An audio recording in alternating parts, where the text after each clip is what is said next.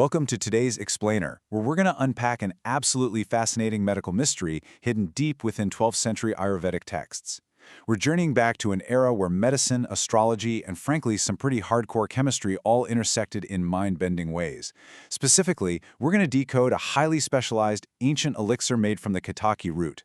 This was a concoction so powerful it was actually used to prep the human body for some of the most extreme medicinal treatments in all of history. So let's jump right in. Now think about this for a second. We're looking at Rasa Shastra, which is an ancient Indian alchemical practice where doctors literally prescribe crushed diamonds, toxic minerals, and heavy metals, like mercury, to treat severe ailments. To us today, prescribing mercury sounds like an absolute death sentence, right? So how on earth did ancient patients not only survive this intense toxicity, but actually benefit from it? Well, the secret wasn't just in how they treated the metals. It was all about how they treated the patient's body before those metals ever even entered the system. These historical manuscript pages document exactly what we're talking about. This isn't just some archaic philosophy, it's a meticulous, highly structured scientific record. These ancient practitioners weren't just guessing, They were recording highly specific protocols, observing complex reactions, and passing down life-saving chemical procedures through generations.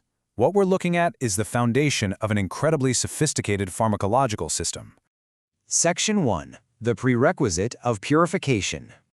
To understand how they made these toxic elements safe, we really have to grasp their golden rule. Before anyone could ingest these potent, heavy minerals, ancient practitioners knew they had to meticulously prepare the vessel. And by vessel, I mean the human body itself.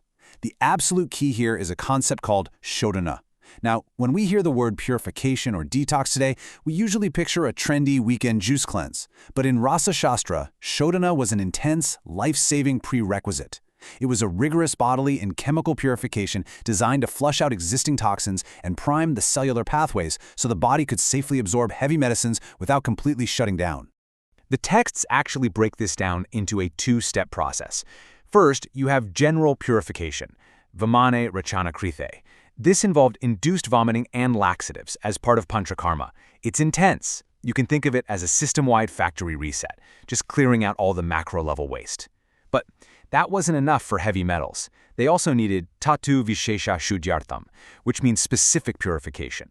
And this is exactly where our mystery elixir, the Ketaki Astanjana, comes into play.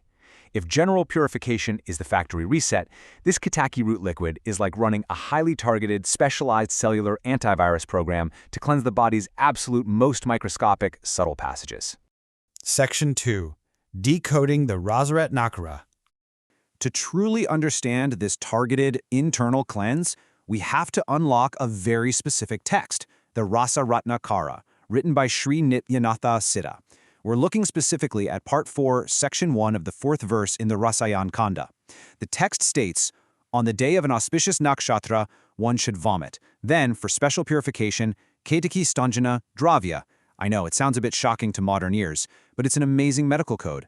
Sri Nityanatha Siddha is literally mapping astrological timing, an auspicious day, or Shubh Nakshatra, with that general purification we just mentioned, followed immediately by the administration of the Ketaki Stanjana liquid. It's a precisely timed, chronological medical protocol. Section 3. The Ancient Recipe and Protocol. But here is where we hit a bit of a historical roadblock. Verse 4 of the Rasaratnakara actually leaves out the exact technical recipe for the liquid. No temperatures, no utensil requirements. So, we have to play historical detective and consult companion texts like the Rasandrasara Sangraha and the Rasarnava to piece the whole thing together. Finding these texts is like discovering the missing pages to a 12th century chemistry manual. They fill in the blanks and give us the actual, hands-on lab steps for creating this Ketaki liquid. The chemistry involved here is just wild. First, selection. They didn't just dig up any old root. They specifically harvested the aerial roots, the ones hanging in the air from the Ketaki tree called stanjan. Second was dilution, soaking these roots in clean water or pistavatoyana to extract the liquid. But step 3 is where the real alchemy kicks in. It's a process called bhavana. The text described grinding the juice in a stone mortar, mixing it with breast milk, various plants, and get this, sometimes even vajra, which means diamond. Just imagine the sheer amount of profound chemical transformation happening in those ancient labs. They weren't just throwing things in a pot either. They followed incredibly strict lab rules. Everything mattered. Preparation was strictly a morning activity. You had to use specific tools, like a stone mortar or a specialized earthen pot, known as a trikta patan yantra. The dosage was hyper-specific too, referred to in the Rasendra Sangraha as Dvinishkam, which translates to an 8-month regimen of grinding and consuming the root with water. It had to be taken fresh, on an empty stomach for maximum absorption, and any stored extracts had to be kept in cool, shady places. Honestly, it's a standard of pharmaceutical care that totally rivals modern laboratories. Section 4. Weighing the outcomes. But prescribing a botanical extract this potent, especially one meant to buffer toxic metals, comes with some serious calculated medical trade-offs. The ancients knew this perfectly well. Weighing the medical impacts really illustrates the dual nature of this medicine. On one hand, you have massive benefits. It perfectly cleanses the subtle passages to prep the body for mercury bhasma. Plus, the texts explicitly state it completely eliminates urinary diarrhea, known as sarameha, and stabilizes heavy minerals. But on the flip side, Ketaki is naturally highly cooling and a strong diuretic. In Ayurvedic terms, this means overusing it risks suppressing your digestive fire, that core metabolic energy you absolutely need to process food and medicine. Because of that risk, it demanded strict dosage and constant physician supervision. It was a brilliant tool, but one that required a true master's touch. Section 5. Ancient Wisdom, Modern Science. As we wrap up this explainer, the thing that absolutely fascinates me the most is how this ancient wisdom holds up under the lens of modern scientific research. And the results? Stunning. Modern pharmacology actually validates these ancient texts.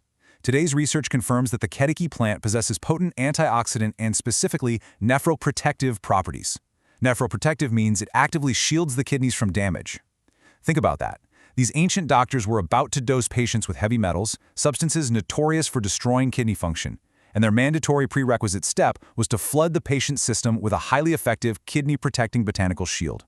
They accurately mapped out the exact defense mechanism the body needed, hundreds of years before we even understood modern cellular biology. It really leaves you with a profound sense of awe, doesn't it? If a 12th century Ayurvedic protocol could successfully map out kidney-protecting botanical alchemy just by observing nature and the human body, it forces us to ask, how much does modern pharmacology still owe to the ancient world?